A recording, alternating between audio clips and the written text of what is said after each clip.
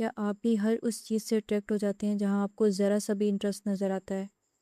آپ کوڈنگ بھی کرتے ہیں، بزنس بھی کرنا چاہتے ہیں، کنٹینٹ کریشن بھی، اور سائیکولوجی پڑھنے کا بھی شوق ہے، اور ایٹ دی اینڈ آپ کرتے تو بہت کچھ ہیں لیکن آپ کو رزلٹ نہیں ملتا۔ ہر چیز ٹرائی کرتے ہیں لیکن پروگریس زیرو رہتی ہے۔ اگر ایسا ہے تو مسئلہ آپ کی انٹرسٹ کا نہیں ہے بلکہ آپ کی اسٹریٹجی کا ہے۔ پہلے کیا ہوتا تھا کہ لوگ ایک پروفیشن چوز کرتے تھے، اس میں ڈگری لیتے تھے، ایکسپیرینس بناتے تھے، اور پھر اگلے 30 سال تک اسی کے اوپر کام کرتے تھے۔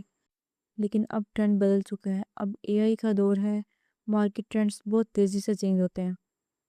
اب اسپیشلسٹ کے بجائے کمبائنرز کو زیادہ ویلیو ملتی ہے، یعنی وہ لوگ جو 2 یا 3 سکلز کو ملا کر اپنی ایک یونیک ویلیو کریٹ کرتے ہیں۔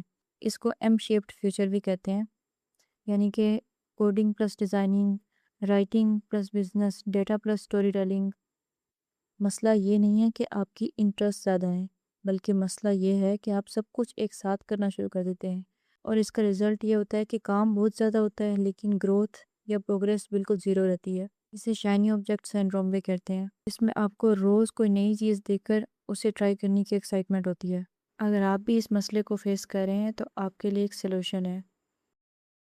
سب سے پہلے ایک پیج اٹھائیں اور اس کے اوپر اپنی ساری انٹرسٹ لکھیں۔ پھر اپنے انٹرسٹ کو 3 پارٹس میں ڈیوائڈ کریں: منی میکر، ہابیز اور کیوریوسٹی تھنگس۔